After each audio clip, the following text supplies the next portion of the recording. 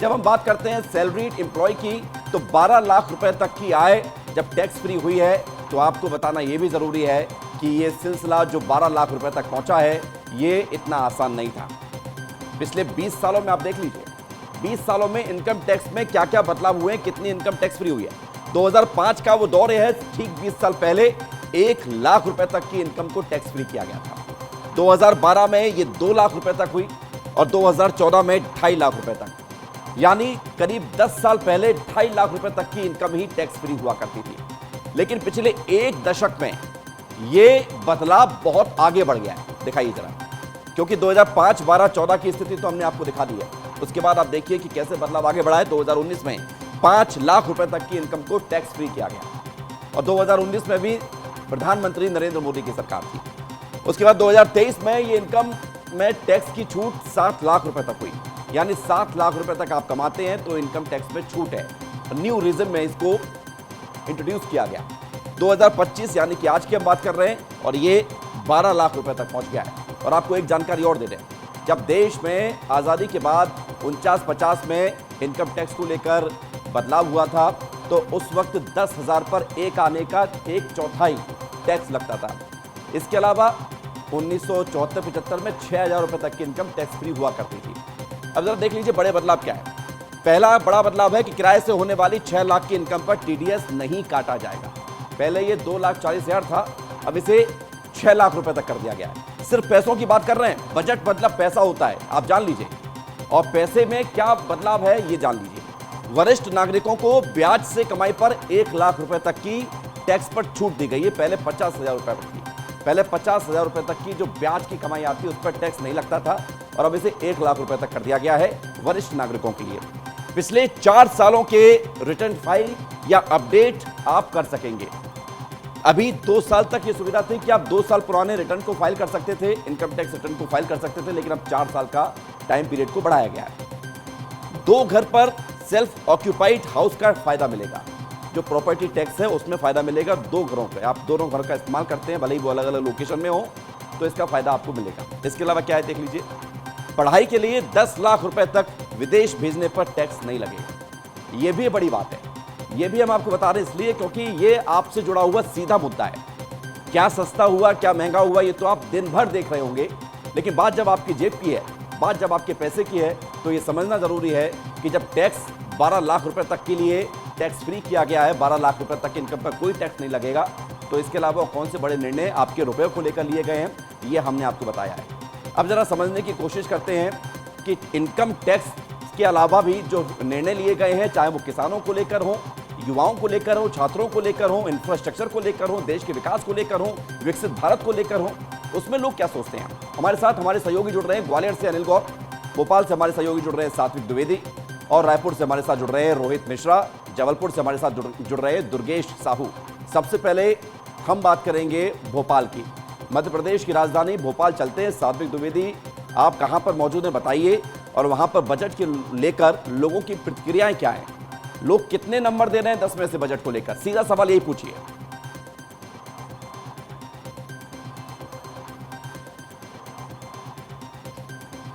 सात्विक, आपको आवाज आ रही है? विवेक, देखिए मैं भोपाल के अभी न्यू मार्केट पर मौजूद हूँ। जी बिल्कुल विवेक, मैं बता रहा हूं आपको कि अभी मैं भोपाल के न्यू मार्केट पर मौजूद हूं। इस बजट की चर्चा पूरे देश में है और जनता से हम, जो आपने कहा कि हम जनता से बात करते हैं और पूछते हैं कि इस बजट को लेकर वो क्या सोच रहे हैं और क्या कहना चाहते हैं। बिल्कुल, क्या नाम है आपका? जी, मेरा नाम मनोज गुप्ता है। इस बजट के बारे में आप क्या कहेंगे? ये बजट जो है बहुत अच्छा है। बजट जो पहले के बजट था उससे बहुत डबल कर दिया है। जैसे पहले 5 से 6 लाख रुपए का टैक्स फ्री था, अभी इनने कर दिया 12 लाख रुपए। 12 लाख रुपए जिसकी सालाना आय है उसको कोई टैक्स नहीं भरना पड़ेगा। जिनके 2 घर हैं, 2 घर बना लिए हैं, बिल्डिंगें हैं, उनको टैक्स नहीं देना पड़ेगा। और जो अभी किसानों को क्रेडिट कार्ड था उसमें 3 लाख रुपए तक लोन का था, अब उसको 5 लाख रुपए कर दिया है। प्लस ये जो अभी सीनियर सिटीजन में है, 60+ वालों को दवाई उवाई में कोई भी मर्ज अगर है छोटा बड़ा, उसमें दवाई में बहुत डिस्काउंट कर दिया उनको, 50% डिस्काउंट। यानी ऑपरेशन वगैरह करवाओ तो भी उसमें 50% डिस्काउंट। तो इतना अच्छा बजट सभी के लिए है। महिलाओं के लिए देख लो, महिलाओं के लिए 1 करोड़ तक का लोन कर दिया है। और क्या आप क्या चाहिए? हम आम जनता, जो छोटी जनता है, उसके हिसाब से जनता एक नंबर है। अब करोड़पति के लिए तो भाई जो बोल रहे हैं कि राहुल जी बोल रहे हैं कि इस 10 में से कितना नंबर देना चाहेंगे? अरे 10 नंबर से तो हम इनको 10 ही देंगे, पूरे 10 नंबर देंगे, क्योंकि जो बजट हम लोग के लिए, छोटे वर्गों के लिए तो हमारे लिए बहुत फायदे का है बजट। ठीक है, बिल्कुल बिल्कुल बिल्कुल। साथ में एक लौट साथ रहे हैं हमारे आपके साथ पास। और मौजूद हम हैं रायपुर विवेक। चलते हैं। क्या नाम है साथ में आपका? लौटेंगे, रंगीलाल गुप्ता। रायपुर चलते हैं और रोहित मिश्रा हमारे साथ लगातार बने हुए हैं। रोहित, बताइए छत्तीसगढ़ की जनता क्या कह रही है बजट को लेकर, उनको क्या सबसे अच्छा लगा बजट में, पूछिए। बिल्कुल, बजट में सबसे अच्छा यही लगा कि जो इलेक्ट्रॉनिक्स सामान है वो सस्ते हो गए हैं और जो रोज़मर्रा की ज़रूरतें होती हैं वो तमाम ज़रूरतें सस्ती हो गई। एक इलेक्ट्रॉनिक शॉप में हूँ और यहाँ पर TV, fridge, washing machine, mobile phone, charger, तमाम तरीके के उपकरण के रेट कम हो गए हैं। बातचीत कर लेते हैं। भाई साहब, क्या नाम है? रमेश मिश्रा सर। आज बजट पेश हुआ है। हाँ, तो बजट के लिए हमारे सर ही बता पाएंगे आपको। देखिए, आप बजट देखेंगे? नहीं, चेक नहीं किया सर मैंने। मोबाइल फ़ोन सस्ता हो गया तो एक ऑटो खरीदेंगे आप? नहीं सर, अभी तो अपने पास है, रिक्वायरमेंट नहीं है, फिर भी देख लेंगे जो भी है सर। क्या ले रहे हैं? मैं सोनी का लिया हूँ टीवी। सोनी का टीवी लिए। सोनी के टीवी ले लेंगे, तो आज से सस्ता हो रहा है। और हाँ, पूरे सस्ता होगा, बता रहे भैया बोल रहे हैं, लेकिन और सस्ता डिस्काउंट मिलेगा कि नहीं? चर्चल वॉशिंग मशीन लिए है, फ्रिज लिए है, जूसर लिए है, और डिस्काउंट करवा रहे भैया से, बोल रहे रिक्वेस्ट कर रहे और डिस्काउंट करो बोल के। और डिस्काउंट करें? अब तो सरकार भी डिस्काउंट देने जा रही है। ठीक है। बताइए, इनकम टैक्स में छूट दे दिया गया, 12 लाख रुपए तक के कोई इनकम टैक्स नहीं लगेगा, तो निर्णय सही है? हाँ, अब आम जनता को ठीक लगता तो ठीक है रोहित, लौट रहे हैं आपके पास, लौट रहे हैं। तो इस और आप जहां पर मौजूद हैं, लोग वहां पर देखने आए हैं, खरीदारी करने के लिए पहुंचे हैं। जबलपुर चलते हैं, दुर्गेश साहू हमारे साथ जुड़ रहे हैं। दुर्गेश, जबलपुर के लोग क्या कह रहे हैं इस बजट को लेकर? दिन भर से वो देख ही रहे हैं कि इनकम टैक्स में रिबेट मिली है, एक नया स्लैब आने जा रहा है, 12 लाख रुपए तक की इनकम फ्री है, टैक्स फ्री है। अब इसके बाद क्या आगे वो देख रहे हैं, क्या अच्छा लग रहा है उनको बजट में? आप बिल्कुल विवेक, देखिए, जब केंद्र सरकार का बजट पेश होता है तो निश्चित तौर पर आम आदमी की समझ से थोड़ा सा परे होता है, क्योंकि आम आदमी दिन भर की दिनचर्या पर लगा रहता है। जब हम लोगों के पास जाते हैं तो हमको ही बताना उनको रहता है कि क्या क्या खास आया है। लेकिन फिर भी मैं एक दुकान पर यहाँ पर मौजूद हूँ, कुछ लोग हैं यहाँ पर नौकरी पेशा है। आप नौकरी करते हैं सर? हाँ जी। अच्छी बात है, आज बजट आया है, आपने सुना बजट आया है? हाँ, वो मैडम जो है सीतारमन जी, उन्होंने 12 लाख के ऊपर जो है टैक्स लगाने को कहा है। क्या, कैसे देखते हैं इस फैसले को? अच्छी चीज़ है। जैसे हम लोग सैलरीड पर्सन है तो हम लोगों को जो है वो जैसे पैकेज हमारा रहता है 5 लाख, 6 लाख, 7 लाख का, तो उसके एवज में हमारा एक्सपेंसेस आते हैं तो हमको बिना मतलब का टैक्स लग जाता है। अभी इस बार 12 लाख के ऊपर है तो हमको रिलीफ रहेगा, थोड़ी सी राहत रिलीफ रहेगा। हाँ, क्या देखते हैं आप इस बजट को, किस तरीके से देखते हैं? तो इसके बारे में तो मुझे कुछ ज़्यादा आइडिया है नहीं। ये जो फैसला है इसको किस तरीके से देखते हैं? फिर भी हमारे लिए थोड़ा सूटेबल यही रहेगा कि जैसे कि अभी जो हमारा जो करंट पहले पैकेज था तो उसमें हमें टैक्सेस कट जाते थे अप्रॉक्स 5%। अब जैसे कि गवर्नमेंट ने अभी जो अपना इस मतलब जो अभी है, जो हमें निर्णय लिया है, उसमें यह है कि हम लोग को ज़्यादा बेनिफिट मिलेगा। तो मतलब बिल्कुल विवेक, देखिए, नौकरी पेशा जो लोग हैं उनको ज़रूर राहत मिली है, लेकिन अगर मैं व्यापारी के नज़रिए से देखूं तो देखिए, बहुत छोटी सी दुकान यहाँ पर चलाते हैं, व्यापारी हैं, मैं इनसे बातचीत करूंगा। ये जो है चाय की दुकान चलाते हैं, ये भी जीएसटी भरते होंगे कहीं ना कहीं से। किस तरीके से देखते हैं आज बजट आया? आपने बजट सुना? जो आज बजट आया है मेरे हिसाब से तो बिल्कुल निराशाजनक आया है। मैं एक आम नागरिक हूँ और एक चाय की दुकान चलाता हूँ। आपने किया क्या? सबसे पहली चीज़ तो टीवी मोबाइल, जब हमारे पास पैसा होता है तब हम टीवी मोबाइल खरीदते हैं। उसके अलावा किया क्या? भाई, हमारे गैस सिलेंडर है, आप उसको सस्ता करिए, राशन करिए, और करें क्या हम? बताइए, हमारे चेहरे पे तो देखिए बिल्कुल निराशाजनक आ गया। ऐसा बजट दिया आपने। मोदी सरकार है, हम मानते हैं अच्छी सरकार है, लेकिन ऐसा नहीं होना चाहिए। निर्मला सीतारमण से इतना ही कहना चाहूँगा, कुछ करना है आम आदमी के लिए अच्छा करिए। बिल्कुल। तो देखिए, एक आम आदमी की बात भी है, क्योंकि नौकरी पेशा कहें तो नौकरी पेशा का पैकेज होता है, लेकिन जो व्यापारी होता है उसका सीधे तौर पर ये कहना है कि वो हर स्तर पर जीएसटी भर रहा है, हर स्तर पर अपना काम कर रहा है। मोबाइल, टीवी जो है व्यक्ति 2 साल, 3 साल में, 4 साल में एक बार खरीदता है, लेकिन जो बाकी चीज़ें, जो घरेलू चीज़ें हैं, जो डीजल पेट्रोल है, सिलेंडर है, खाद्य सामग्री है, इस पर तो लगातार खरीदारी होती है, हर महीने होती है। तो सीधे तौर पर मिली जुली प्रतिक्रिया, मैं कहूँगा। बिल्कुल दुर्गेश, लौट रहे हैं आपके पास। ये ये मिली जुली प्रतिक्रिया के बीच लोग अपनी बात रख रहे हैं, और ये विस्तार न्यूज ही है जो हर प्रतिक्रिया को लगातार सुना रहा है, चाहे वो पॉलिटिकल बयानबाजी हो या फिर आम जनता की जो बात है वो रख रहा है आपके सामने। अनिल गौर ग्वालियर से हमारे साथ जुड़ गए।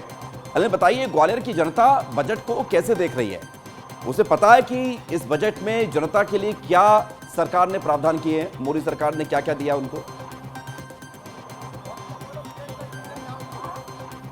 बिल्कुल, देखिए विवेक, जिस तरीके से जो आम बजट पेश हुआ है उसमें कई सारी चीजें हैं, जैसे चाहे वो टैक्स स्लैब की अगर बात हो, या फिर सबसे बड़ी बात यह है कि जो इलेक्ट्रिक कार हैं वो उनको भी जो सस्ती करने के लिए यहाँ इस बजट में ऐलान किया है। तो हमारे साथ कुछ नागरिक मौजूद हैं, उनसे बात कर लेते हैं। जिस तरीके से जो आज बजट पेश हुआ है, कितनी खरा उतरा है उम्मीदों पर? क्या लगता है कि इस बजट से कुछ फायदा मिलेगा आम लोगों को?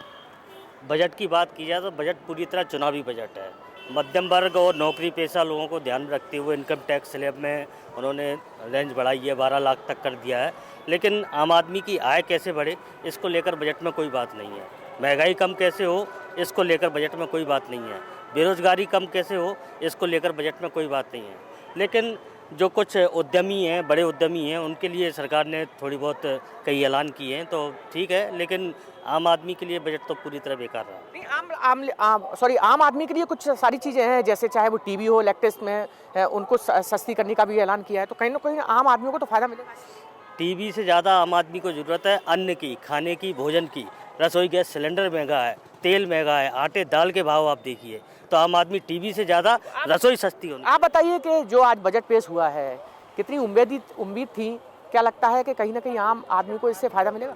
देखिए, युवाओं को रोजगार की इसमें कहीं कोई बात नहीं की गई है। सिर्फ जो योजना लागू करने की, सृजन करने की बात की गई है, लेकिन सीधे तौर पर रोजगार कैसे युवाओं को दिलाया जाएगा इसकी कहीं बात नहीं की गई। हालांकि योजनाओं के तहत क्रियान्वयन की बात की गई है, लेकिन सबसे बड़ा मुद्दा ये है कि जो महंगाई है, महंगाई पर किसी भी तरह की कोई बात नहीं की गई। चाहे गृहिणियों को सिलेंडर की बात हो या पेट्रोल डीजल की बात रही हो, तो जाहिर सी बात है जब तक पेट्रोल डीजल कम नहीं होंगे तो कहीं ना कहीं महंगाई चरम पर अपनी सीमा पर रहेगी। तो ऐसे में महंगाई की कहीं बात नहीं गई है। मध्यम वर्गीय बजट बताया जा रहा है इसको, लेकिन मैं समझता हूँ कहीं भी ये मध्यम वर्गीय बजट नहीं है, क्योंकि मध्यम वर्ग की जो बात इसमें होनी थी वो कहीं नहीं दिख रही है। रही बात टैक्स स्लैब की, तो टैक्स स्लैब का फायदा हर कोई वर्ग के व्यक्ति को नहीं मिलता। 10-20 हज़ार की नौकरी करने वाले की अगर हम बात करें तो वो तो यहाँ तक पहुँचता ही नहीं है। तो ऐसे में अब ये फ़ायदा मिलेगा किसे? तो सब बड़े जो पूंजीपति जो बड़ी नौकरियों में है, बड़े जिन्हें लाख रुपए, 1.5 लाख रुपए सैलरी मिल रही है, तो सीधे तौर पर उन लोगों को इसका फ़ायदा मिलना है, बाकी ना कि 10,000, 20,000 या 15,000 रुपये कमाने वाले को मिलना है। तो सीधे तौर पर ये ऊपरी से दिखावटी बजट है, जिसमें टैक्स तो हमेशा से बढ़ाती आई है सरकार की, टैक्स में छूट देती आई है, पिछली बार भी दी थी, इस बार भी दी है। तो ये घुमा फिरा कर दिखाने वाला बजट है। मुझे नहीं लगता इससे जनता को, जो खासकर मध्यम वर्ग को या सामान्य वर्ग को, कोई इससे लाभ मिलने वाला है। अच्छा, जिस तरीके से जैसे पेट्रोल की अगर बात की, पेट्रोल कम नहीं हुई, लेकिन सरकार ने सबसे ज़्यादा जोर इलेक्ट्रिक कारों पे दिया है। कहीं ना कहीं सस्ती दर की बात बोली है, और इसके अलावा जो सब्सिडी है उसकी भी बात बोली है। तो इससे कुछ ना कुछ फ़ायदा मिलेगा, क्योंकि लगातार पेट्रोल बढ़ रही है, तो कहीं ना कहीं दूसरा ऑप्शन ये हो जाएगा। देखिए, जिस तरह से उन्होंने टैक्स में अगर गाड़ी की बात करें, मोबाइल की बात करें, तो ये तो लगातार वैसी बढ़ रही हैं, इनमें तो वैसी वृद्धि हो रही है।